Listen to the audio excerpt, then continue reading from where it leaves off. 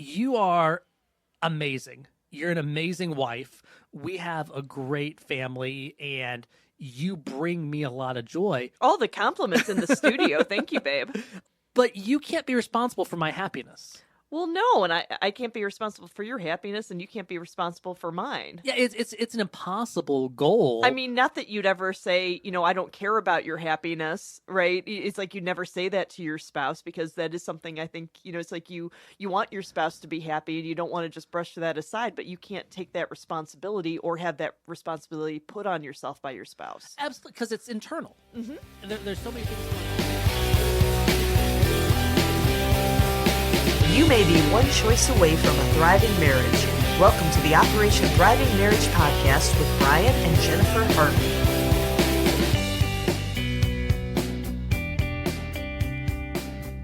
Hey guys, welcome to the Operation Thriving Marriage podcast. I'm Jennifer Harvey. My husband Bryon is here with us. Hey, everybody. And we got Todd, who's our fabulous producer. Todd, they can't see you waving on the podcast. That's right, but behind the glass, and he's saying hi to everybody here, and we're glad to be back. We were all kind of on a bit of a break, doing some different things in the month of April, but glad to be back into the studio recording. Yeah. That's going to be weird for some of you listening, because I don't know exactly when this one's going to drop, so April may not be a relevant time frame for you. But yeah, we've been busy. I mean, with finishing up the school year for 2 kids that attend on the college schedule. Sure, and also, dealing with kind of the wrap up of our marriage communication and conflict resolution class, and that was a really cool thing, and we're excited to share some things with you guys about that just as some time goes on here too. Well, yeah, that's one of the funny things too. When we were teaching that class, obviously, we're always looking at different data, and particularly like what's going on in social media and the interwebs and stuff like that. Just what are people talking about with marriage? Really trying to get content for this, but also just to understand, get better context of what couples are experiencing out there.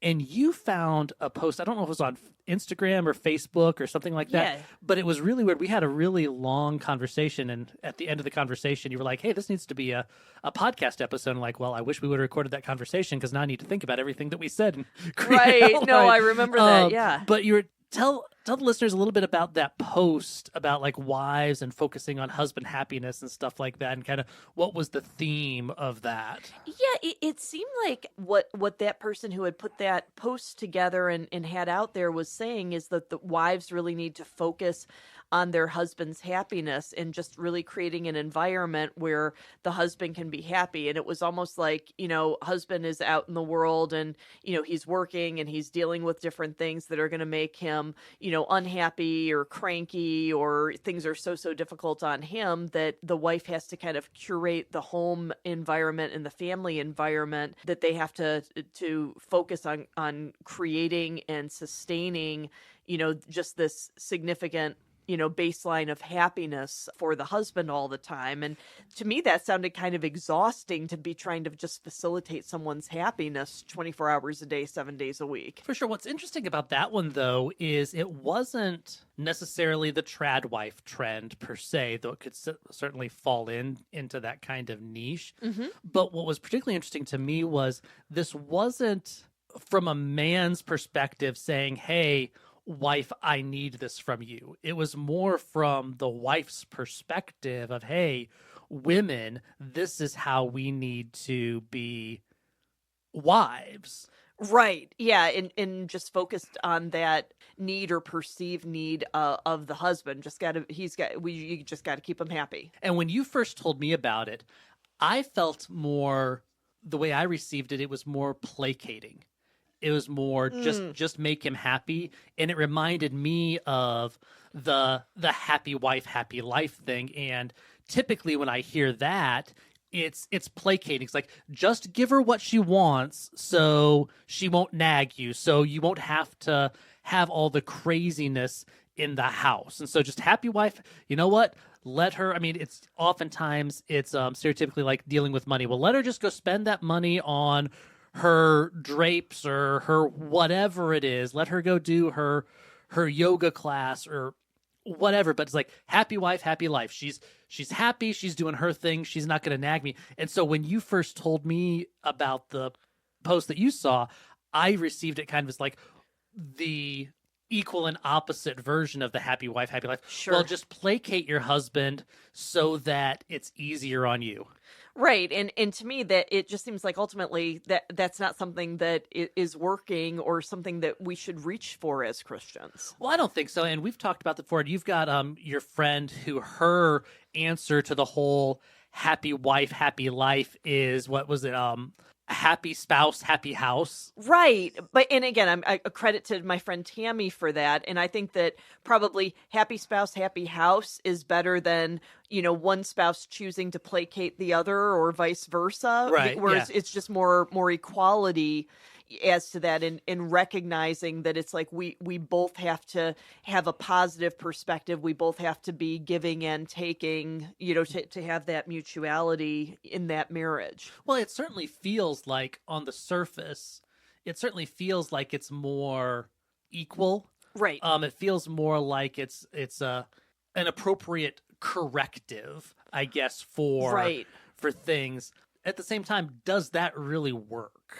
And I think so, because really the problem that we see with all of those items is the focus of the statement. It's ultimately that wrong focus, because these statements are rooted in prioritizing the happiness of the other spouse or the happiness of both spouses. Yeah, it's just that focus. And that's crazy, right? Because, well, first of all, I see two problems with the statement. Okay. One, they focus on happiness, which by its very nature is fleeting. Mm-hmm. We've talked about this before many times on the podcast, and happiness is so contextual, and it's based on how the moment is compared to other moments. Mm-hmm.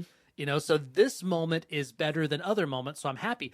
But if this moment becomes the baseline, now it becomes the meh.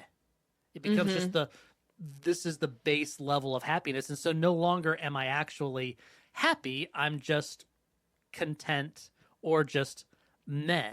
So that's the first problem I see, is like, you're almost always like trying to chase a high. It's like, oh, you've got to make things better and better and better. Mm-hmm. I worked at a place one time where that was kind of their attitude about what we were doing. They had this idea of excellence. Or like a customer service kind of thing. But in this case, it's like excellence always just seemed to mean better than the last time we did this. And it was the kind of job where you did the same type of thing over and over again, but with a little bit of different variation. And so it's like, okay, well, last time we did this project, this was what we did. So now we've got to make it better. And it's just kind of chasing that high. And I feel like these happiness statements, it's just same thing. It's like, well, it's got to be a little bit happier than last time, or today has to be a little bit happier than yesterday. Otherwise, it's not going to be happy. Sure. And the other thing is, and you brought this up initially when you talked about like feeling like it being exhausting, it puts the responsibility of one person's happiness on their spouse. It seems very dangerous too, but yeah, go on. Not only is it dangerous, it's really an impossible goal. Mm-hmm. You are amazing. You're an amazing wife. We have a great family, and you bring me a lot of joy. All the compliments in the studio. Thank you, babe. But you can't be responsible for my happiness. Well, no, and I can't be responsible for your happiness, and you can't be responsible for mine. Yeah, it's an impossible goal. I mean, not that you'd ever say, I don't care about your happiness, right? It's like you never say that to your spouse, because that is something I think, it's like you want your spouse to be happy, and you don't want to just brush that aside, but you can't take that responsibility or have that responsibility put on yourself by your spouse. Absolutely, because it's internal. Mm-hmm. There's so many things going on. On occasion, perhaps, maybe, there's been a judge that you appeared before that you didn't feel like they made the smartest ruling in that moment. Sure. Occasionally. That may happen. Yeah. Hypothetically, asking for a friend. Oh, it happens for real. And it's like, do you want the short list or the long? Right. But really and truly, it's like, I like to say few and far between, but go on. Yeah. You come home, or a lot of the hearings are on Zoom now, so you come out of your office or whatever, and you've been dealing with, and the judge ended up making what you felt was a bad decision. There's nothing in that moment that I could do to improve your happiness, really. I mean, Sure. I can be kind to you. I can listen. Perhaps me being silly because you're down kind of can lighten your mood and make you laugh, something like that. But at the end of the day, your happiness is affected by something that I had absolutely zero control over. Mm-hmm. And so it's impossible for a spouse to be responsible for, it's just an impossible goal for a spouse to be responsible for the other person's happiness. Like you said earlier, it puts a lot of pressure on the spouses, and that's going to be frustrating. Oh, that's terrible. That's a lot of pressure, a lot of dissatisfaction. There's all kinds of issues that come along with that because, again, the other spouse cannot give the first spouse that all of the fulfillment and happiness that I think sometimes even culture would push on and say has to do that. Yeah, for sure. And you want to make sure that you're in a good partnership with your spouse and it's positive things and, reciprocity. But again, that responsibility for someone else's happiness, even your spouse, just can't do it. And it's not healthy if you try. Well, and then now you're creating an expectation that's unreasonable. Mm-hmm. And now... Well, unreasonable and unreachable. Well, for sure. But now, let's say I put that on myself. Now I start to feel like a failure. Like I'm failing as a husband because you're not happy. Right. If your worth is tied up in my happiness, and that's some of the danger that comes along with that. And, I know we're talking about kind of, digging in a bit on why that kind of happiness is that bad goal. You talked about happiness being very circumstantial and fluctuating all over the place. And a lot of times it's very self-centered too. Oh, for sure. And that's the thing that kind of, for some couples, Christian couples, that's something that can kind of invade thinking in a bad way because, well, if I'm focused on your happiness, then I'm not focused on me, I'm focused on you. But ultimately, if the expectation is you're going to make me happy, then it becomes pride. It becomes, well, now I'm focused on me. Right. And just kind of feeding into, my self-worth not being who I am as a child of God, but my self-worth being what I'm producing in my spouse being that happiness. Yeah. So again, very dangerous there. And when happiness is the goal, that pours over into really bad fruits of a relationship. And what I mean by that is if you would avoid things that would potentially make yourself and really the other spouse unhappy or even uncomfortable. Right. Yeah, it's like, okay, this conversation, and it's not even, I would be, when you sacrifice your happiness for your spouse, like I would be happier if we had this conversation because we might get a positive result for me. But if my goal is your happiness, then I'm not going to bring up something that's going to make you uncomfortable because then I'm doing the wrong thing. So the reality is that focusing on happiness really ends up having the opposite effect on your marriage. Mm-hmm. Focusing on happiness is actually going to increase unhappiness. And who wants that? Yeah. So we really need to reframe the goal here. Mm-hmm. We need to reframe the goal from happiness to holiness. Absolutely. And we talk about this quite a bit. So kind of banging in the drum as you listeners are listening to this, but that is just something that Bryon and I probably can't emphasize enough about a marriage. It's not about happiness. It's about holiness. And holiness isn't, being a fuddy-duddy who's no fun at all. Right, this is about living into life the way God designed and created us to live into it in being the best that we can be as humans. Well, and Paul's advice to the church in Ephesus in Ephesians 4:22 through 24.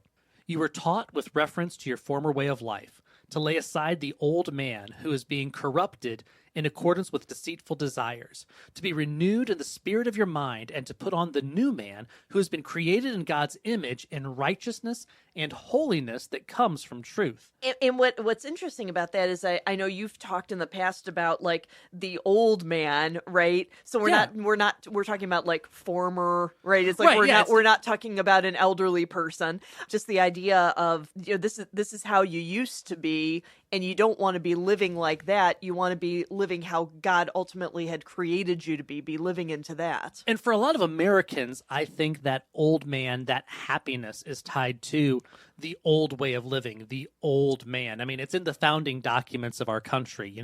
We've been endowed by our Creator with unalienable rights of life, liberty, and pursuit of happiness. And Thomas Jefferson, sorry, dude, that's not Christian. That's not in the Bible. There's nothing there in the Bible that says, oh, we have this right to happiness. That's a enlightenment deist concept.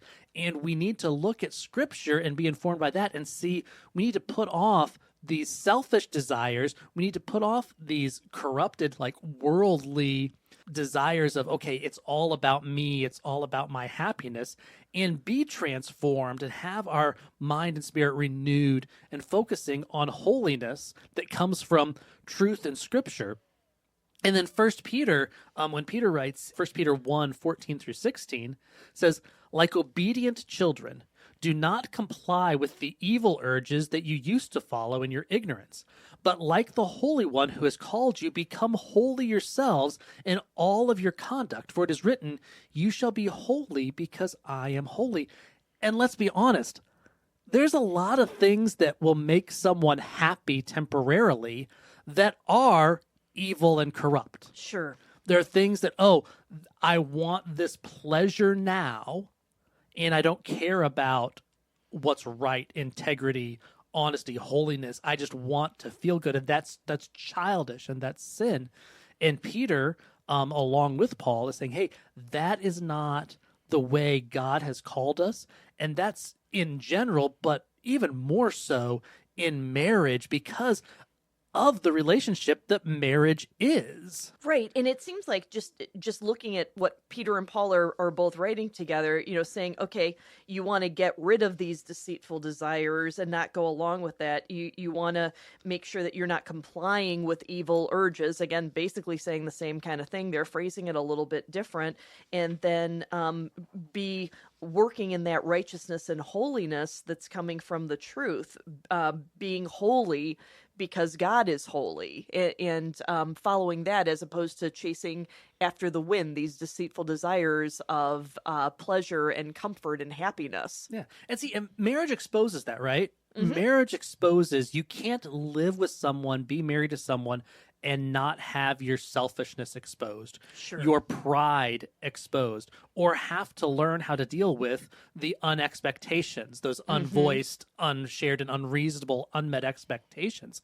Marriage is, we talk about this a lot, it's a crucible of a relationship of growing in holiness, and it's going to expose that. But it also gives us amazing opportunities for growth and refinement and becoming more Christ-like as we grow in this relationship together, and like Hebrews says, spur one another on to love and good works. Absolutely. And I like what you say about marriage giving that opportunity, for that growth, the refinement, the Christ-likeness. And just something that had occurred to me is when you talk about refinement, the idea of fire either refines something or if it destroys something. And I would just ask our listeners and, you and myself, it's like, what does God's refining power need to do to what needs to be destroyed in our lives and in our marriage that's holding our marriage back, and what is that fire going to do to further refine us in that, just as you folks are thinking through some of these things. But we also talk about reframing from causing happiness to being loving and acting in loving ways. And Bryon, I know one of your favorite Bible passages is that John 13:34-35. I give you a new commandment, to love one another. Just as I have loved you, you also are to love one another. Everyone will know by this that you are my disciples if you have love for one another. It's not everyone will know that you're my disciples because you're making your spouse happy and doing everything you can do, and you're going hard on that all the time, Right. To your own exhaustion and detriment. It's like that's not what the passage reads. If you have love for one another, that's how everyone will know by this that you are Christ's disciples. And I think that has to be applied to both spouses. Oh, 100%. I think that's really important. I want to hit on that a little bit too, that love one another too, as we get into Colossians in a moment, but also understanding what biblical love is. Because I think sometimes, and I certainly felt this as a younger Christian and earlier in marriage, well, aren't I being loving if I'm focusing on your happiness? Oh, heard. Yeah. Because in some ways it's like, well, how is that not loving? Because Right. I want my spouse to be happy. I don't want my spouse to be miserable or sad or just kind of like meh. Their life is like just routine and boring. I want them to be happy. Or that newer song that's out, I want you to be happier, and then the guy's singing about that, where it's just kind of like, well, if you're not going to be happier with me, I'd rather have you be with somebody else. Yeah, Bastille just had that song out within the last year or so. And I think that happiness is not bad, and I guess that's an important thing we should probably bring up when we talk about this. Is happiness is good. It's not, but happiness has to be founded in the right things. Sure. And that means sometimes bringing out or highlighting things that are going to make you unhappy, because getting rid of sin is probably going to be unhappy for the moment. It's painful. Sure.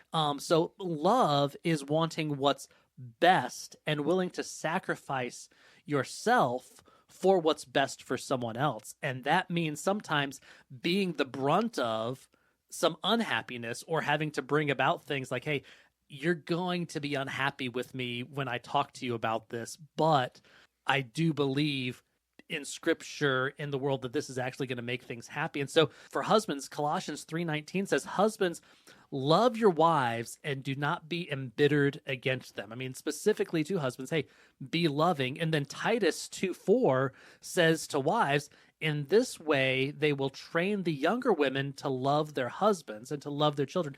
This was talking about older women training younger women.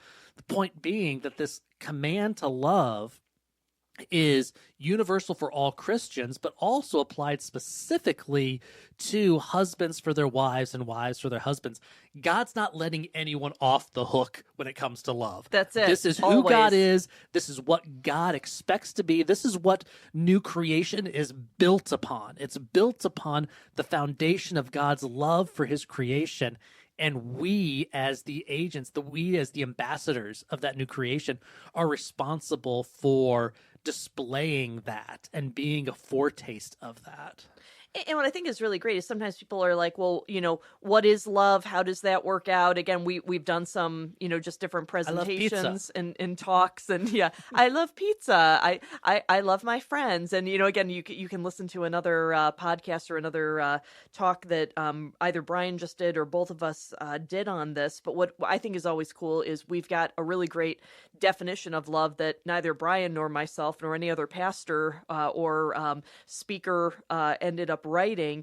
This is right out of the Bible. This is 1 Corinthians 13:4-7, and specifically says, Paul writing, love is patient, love is kind, it is not envious, love does not brag, it is not puffed up, it is not rude, it is not self-serving, it is not easily angered or resentful, it is not glad about injustice, but rejoices in the truth. It bears all things, believes all things, hopes all things, and endures all things. And interestingly, when I was starting out in the practice of the law many years ago, probably shouldn't have been up in a courtroom, but going to check in with a judge's clerk, they had that up, and in this courtroom was regularly heard divorce cases. And at the end of that quote, it said, love hasn't changed, but you have. Well, ouch. Yeah. It's funny to me because this passage is often read at weddings. And everybody thinks it's like so cute and nice or ethereal or, something that it's kind of out there, just some niceties.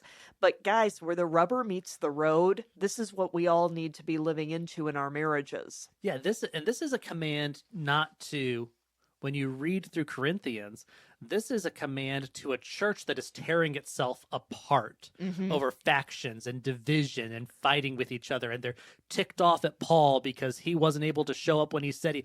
And Paul's like, "Yo, chill." Or how would our son say it? Bruh. Right. Stop. This is what love. It's not some romantic, cute.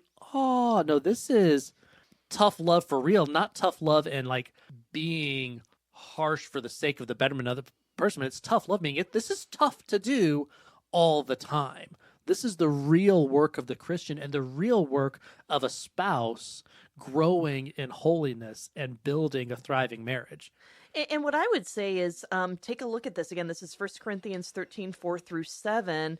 Paul is initially saying love is patient, love is kind, and then is saying what it isn't. So I would encourage you as you're listening to this podcast, pull out this passage and just kind of see where does your marriage need to live more into what Paul's saying here, and pick one of these perhaps and focus on that for a month, and then do another one for a month, just as a nice discipline for yourself and building into your marriage. Yeah, instead of focusing on happiness. Sure. Focusing on happiness is going to lead to disappointment. Every time. But focusing on love is going to lead to Christlikeness, because that's what the Holy Spirit does.